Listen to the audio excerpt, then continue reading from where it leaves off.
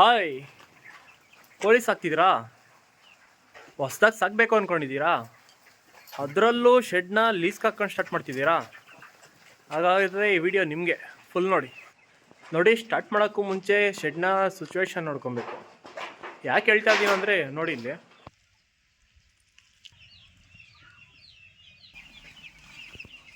ಅಕ್ರಮ ಗಣಿಗಾರಿಕೆ, illegal mains ಇಲ್ಲಿ ಬೇಜಾನ್ ನಡೆದೈತೆ.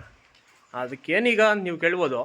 ಈ ಮೈನ್ಸಿಂದ ಟನಲ್ಸ್ ಮಾಡಿ ಒಳಗಡೆ ಬಂದು ಕಳ್ತನ, ದರೋಡೆ, ಕಿಡ್ನ್ಯಾಪಿಂಗು, ಆಫ್ ಮಾಡ್ರು, ಫುಲ್ ಮಾಡ್ರು ಎಲ್ಲ ಮಾಡ್ತೈತಿ ಈ ಗ್ಯಾಂಗು.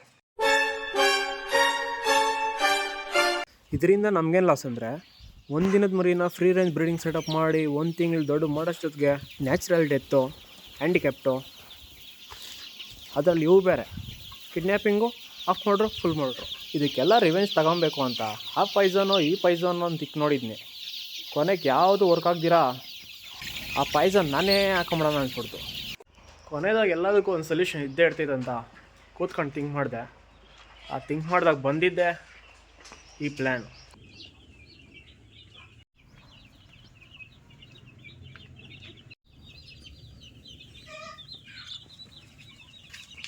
ಇವಾಗ ಕಿಡ್ನ್ಯಾಪ್ ಮಾಡಲಿ, ಟಚ್ ಕೂಡ ಮಾಡೋಕ್ಕಾಗಲ್ಲ.